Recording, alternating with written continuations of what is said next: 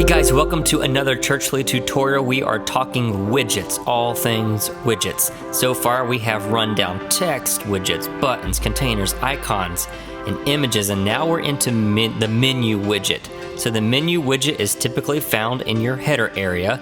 Your header area is a global item which can be hidden on a page or shown on a page. You can any content that you change here or edit or blocks that you add to this header area is going to show up on every page. So that's why your menu goes here, because you want your menu on every page. We have a menu here already. I'm going to delete the menu.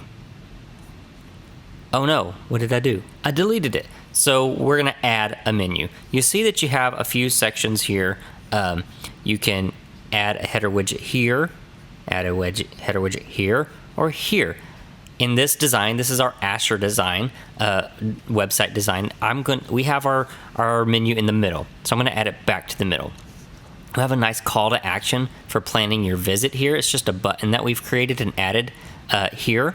It's add a header widget button. So we created a button. So that's kind of the first thing we really want people to do when they're on this site, is to plan their visit. We want them to show up on Sunday morning. So the secondary thing is the menu system. So let's add a menu. Add a header widget. We're going to add the menu widget. Let's add menu items because there's nothing in our menu at the moment. So we're going to be in our page group for pages. And then here's a list of all of our pages. Let's do our About Us page. Same tab is fine. And select. So you see that added. That font is ugly. Does not match our design at all. So we'll change that in a minute. Let's add a few other menu items. Let's add, let's see, the Plan Your Visit page is already in a button, so let's don't put that there. Let's add something for the staff. Let's add a page for online giving. We can add a page for news and events. We can add the contact page. Let's leave it at that for now. You can see those buttons are there. Let's take this staff and edit the name. Let's make sure it has capital S.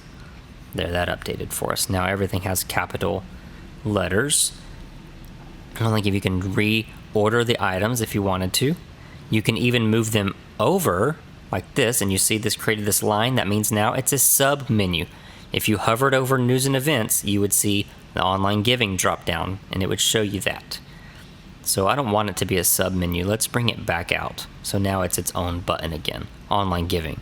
If you wanted to do something, let's say a sub menu, let's add the Plan Your Visit page, and let's bring it up under About Us and then over. So if you hovered over About Us, you'd see Plan Your Visit. That's fine. So let's just click out of that. Now that we have our buttons created, our menu is there, but it's just ugly now. So let's fix it. Let's click on the paintbrush or the styling. You can make it vertical, which if you had it like maybe on the left side, like its own little bar, might be kind of cool.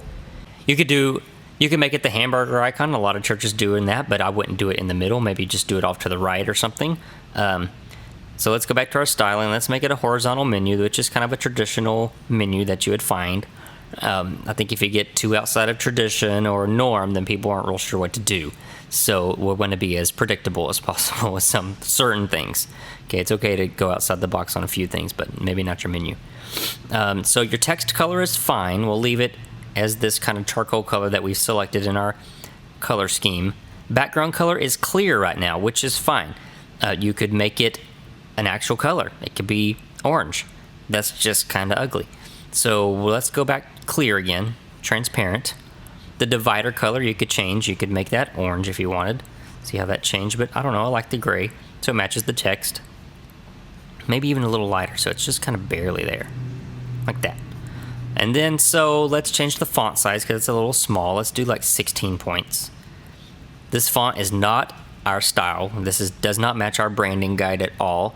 Let's go to the Montserrat, which is what we're using for all of our header, and that's pretty cool. It's pretty bold. I like it. Maybe could go back down to like 14 for that. I don't think that's bad. I don't know. Let's leave it at 16.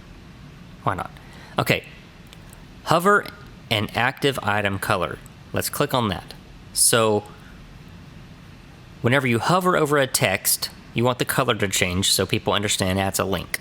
So maybe we just make it a lighter gray color, and then that will let people know that, hey, this is a button and I can click on this. This option says change only the text color. We could change the background color, so you could make it have a background color, which is kind of cool. Or you could show a border, and I like the border. I like to show the border, and I'll show you what that does. So let's click out of it, save it. So you see what it's doing whenever you hover over it. It changes the text color like we set, and it also adds that line at the bottom, the little border, little animation. I like it. It feels, it's considered like a micro interaction, just like these buttons, how they hover and they grow. That's a micro interaction. It just gives people a feeling, I don't know, makes it feel good. A little dopamine hit, why not? I like it. So we can leave it like that. Sub menu, which is, see what, whenever you hovered over About Us, you have a sub menu. You can adjust the styling of that. You could change the hover color, make it gray, the background color, the text color, add a shadow, and add a border to the sub menu even if you wanted to, which is just all the way around, maybe 1 pixel. Let's see what that looks like. Refresh this page and we'll see. See, it added a black little border around there. I don't know if I love that. We can get rid of that.